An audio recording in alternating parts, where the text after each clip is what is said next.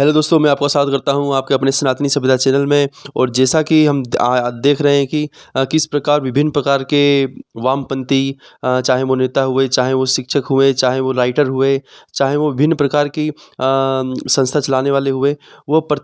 प्रत्येक क्षण इसी ताक में रहते हैं किस प्रकार से सनातन धर्म को एवं हिंदू धर्म को टारगेट किया जाए। इसी मुद्दे को लेकर स्वामी केशव प्रसाद मौर्य ने एक विवादित बयान दिया, जो कि रामचरितमानस के बारे में था। यहाँ पे केएस भगवान हैं, जो कि राइटर हैं कनाडा के। उनने ऐसा कहा कि सीता और राम जो है दोपहर में जब वन में होते थे तब वो शराब का सेवन किया करते थे। और चंद्रशेखर बिहार के मंत्री दिव्य कीर्ति, जैसे बहुत सारे वामपंथी मानसिकता से ओतप्रोत लोग विभिन्न समय में आने पर सनातन धर्म को एक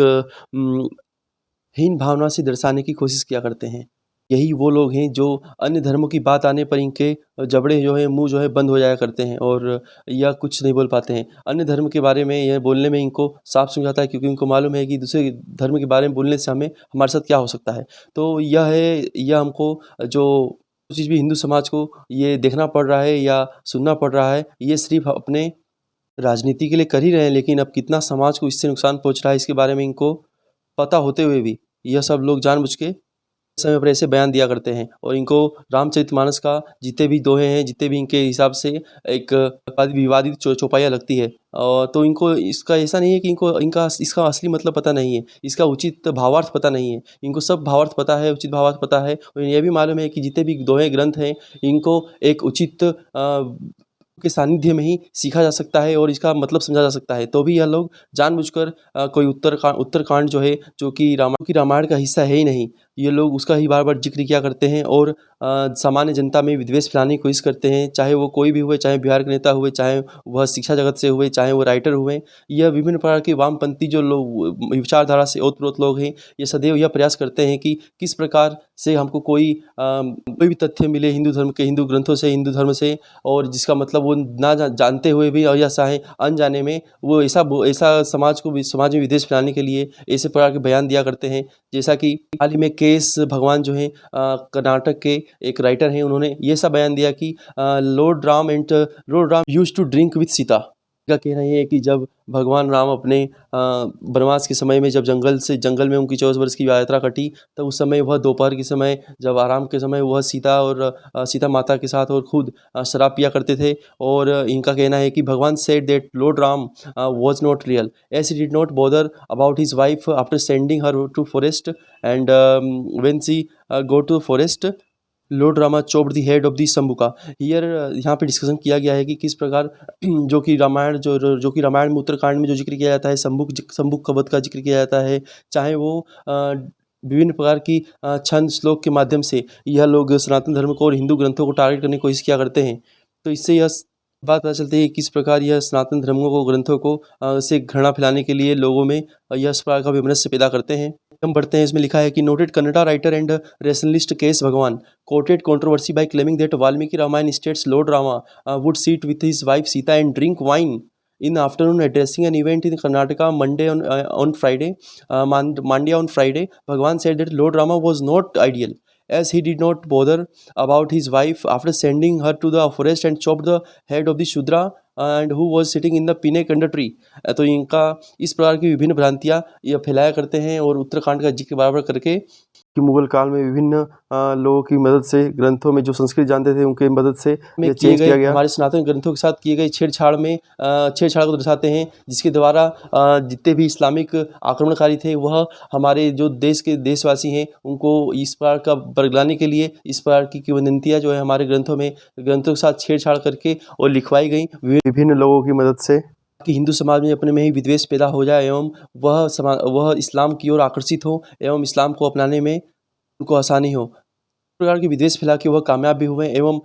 जो हिंदू आबादी, जो सनातन धर्म को मानने वाली आबादी, जो कि अफगानिस्तान से, ईरान से लेकर पूरे दक्षिण एशिया तक फैली हुई थी, उन्हें वह धर्म परिवर्तन कराने में सक्षम भी रहे। एवं इसका जीता जागता एग्जाम्पल हमें बांग्लादेश, इंडोनेशिया, अफगानिस्तान एवं पाकिस्तान देखने को मिलते हैं। यहाँ तक जब 18th सेंचुरी में मैकाले माइनेट आया था, जो कि भारतीयों को शिक्षा देने के लिए एक मैकाले शिक्षा पद्धति लाई गई थी। तब उसमें उस समय जब एक सर्वे हुआ था, उस सर्वे में यह मालूम पड़ा था कि भारत की 90% जो आबादी है वह एजुकेटेड है। और यह जो रिपोर्ट है उस समय की ईस्ट इंडिया कंपनी ने ब्रिटिश सरकार को ब्रिटिश पार्लियामेंट में पेश की थी कि यहाँ की 90% आबादी जो है एजुकेटेड है, जो कि विभिन्न गुरुकुलों के माध्यम से यह पॉसिबल हो पाया था। विभिन्न वामपंथी सदा यह वैमनस्य फैलाने में लगे रहते हैं कि हमको ना पढ़ने का अधिकार था, ना हमें किसी चीज़ का अधिकार था। तो यह बात कैसे ना हमें राजा बनने का अधिकार था, ना हम कहीं बड़ी पोस्टों पे हो सकते थे। इस प्रकार की भ्रांतियाँ फैलाने में यह कई वामपंथी लोग कई प्रकार से सक्षम भी रहे हैं। इनको यह बिल्कुल इससे बिल्कुल अनभिज्ञ हो जाते हैं एवं विभिन्न प्रकार की अपनी दलीलें देते हैं। इनको यह पता नहीं रहता है कि किस प्रकार अगर हम शूद्रों से यदि किसी और से दलित लोगों से यदि इनको ब्राह्मणों को किसी को वैमनस्य रहता है, तो चाणक्य जो हैं उनका जो शिष्य था चंद्रगुप्त मौर्य, उनकी माता शूद्र जो कास्ट से बिलोंग करती थी, जो कि कर्म के आधार पर चातुर्वर्ण्यम मया सृष्टम गुण कर्म विभागश, जो कि कर्म के आधार पर शूद्र थी। एवं उनके बालक को उठाकर चाणक्य ने उनको चंद्रगुप्त मौर्य वंश का उनको साम्राज्य का राजा बनाया। तो यह कैसे पॉसिबल है कि अगर ऐसा ही रहता और तो यह सब कभी पॉसिबल नहीं हो पाता।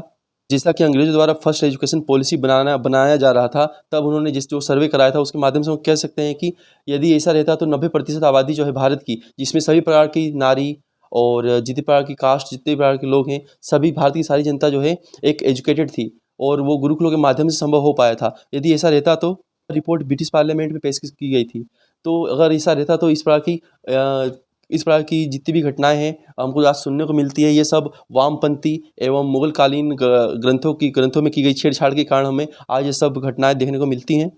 जैसा कि मनुस्मृति के बारे में हमेशा जिक्र होता है कि इसमें विभिन्न शूद्र विरोधी एवं जातिगत प्रताड़ना विरोधी चीज़ें लिखी हुई हैं और विभिन्न प्रकार की चीज़ें लिखी हुई हैं। तो रियल मनुस्मृति थी उसमें सिर्फ 1200 श्लोक थे और जो आज की मनुस्मृति है उसमें कम से कम 24 से 25 श्लोक हो गए हैं। तो इससे हम यह कह सकते हैं कि विभिन्न कालखंडों में सनातन धर्म के ग्रंथों के साथ हुई छेड़छाड़ के कारण यह सब चीज़ें विमनस्यता भरी हुई चीज़ें हमें आज देखने को मिलती हैं। विभिन्न प्रकार के मंत्री इन्हीं सब ग्रंथों का और इन्हीं सब डाइल्यूटेड ग्रंथों का फ़ायदा उठाकर आज भी हिंदू समाज में इसे जहर के रूप में जहर फैलाने का कोशिश करते हैं एवं समाज को बांटने का प्रयास करते हैं, सिर्फ अपनी वोट बैंक पॉलिटिक्स के लिए। Religion based caste based politics जो है ये बहुत हमारे हिंदू धर्म को एवं सनातन धर्म को जीर्ण बना दिया है एवं इसका जीर्णोद्धार जो ये लोग इस प्रकार के ग्रंथों का उपयोग करके इसका जीर्णोद्धार होने नहीं देते एवं इसे सदा वामपंथी कुतर्कों से इसे डुबोने का एवं समाज में एक दूसरे के प्रति विद्वेष फैलाने की जो इनका एजेंडा है उसको प्रोपगेट करते हैं। और ये अक्सर वाल्मीकि रामायण के उत्तरकांड को जिक्र करते हैं, जिसकी रचना कभी वाल्मीकि ने की ही नहीं। वाल्मीकि रामायण सिर्फ राम के राज्याभिषेक तक वर्णित है एवं उसके आगे उत्तरकांड जो है ये आए गए कालखंडों में विभिन्न लेखकों द्वारा एवं मुगलकालीन लेखकों द्वारा लिखी गई हैं। समाज में वैमनस्यता एवं विद्वेष की भावना जागृत रखने के लिए हमारे हिंदू समाज के सभी भाई बहनों से यह निवेदन है कि यदि आपको कोई भी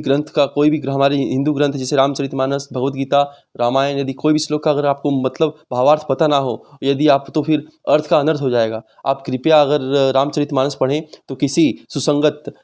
एवं रामचरितमानस का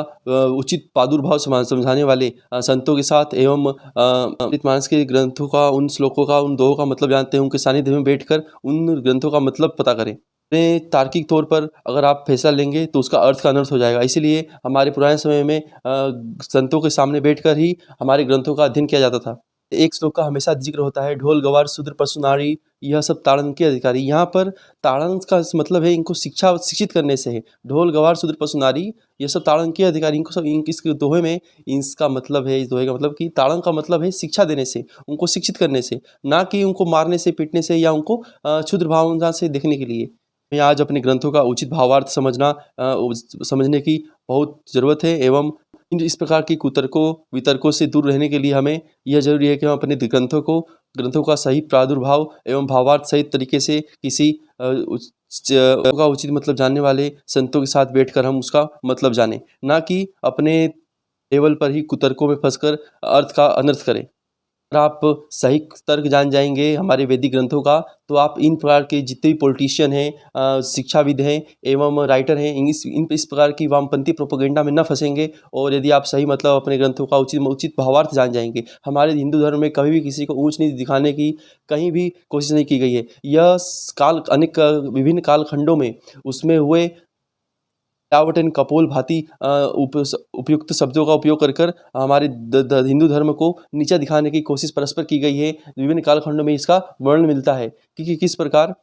इस्लाम से लेकर क्रिश्चियन अंग्रेज़ों के राज तक किस प्रकार हमारे शिक्षा को पूरी तरीके से बदलने की कोशिश की गई है एवं हमारे ग्रंथों को शून्य साबित करने की कोशिश की गई है। का जीता जागता सबूत हमें आज देखने को मिलता है कि किस प्रकार वामपंथ और चरमपंथ जो है हमारे देश के हिंदू ग्रंथों को और हिंदू वैदिक ग्रंथों को किस प्रकार वह चिंतन बताने की प्रयास करते हैं। हम कह सकते हैं कि these are evil people who are the not coming out of the evil mindset, continuously attacking the Hindu religion. ये टाइम्स नाउ की रिपोर्ट है जिसमें लिखा गया है कि किस प्रकार Valmiki Ramayana states lord Rama used to drink wine and Sita every afternoon rationalist KS Bhagwan से दैट। ये इस प्रकार की स्टेटमेंट के बारे में आप क्या कह सकते हैं? आप इस बस यही कह सकते हैं कि ये जो वामपंथी लोग हैं आपके अनभिज्ञता का फायदा उठाकर किस प्रकार हमारे उचित सनातन ग्रंथों को एकदम निम्नतम एवं नीच साबित करने की प्रयास लगातार बार बार करते हैं एवं हमारे साधु संतों को ढोंगी एवं पाखंडी बताने की कोशिश क्या करते हैं। तो देखिए कि आप अपने ग्रंथों को सही से पढ़ें। So if you like my video please subscribe and please share with your friend. Okay.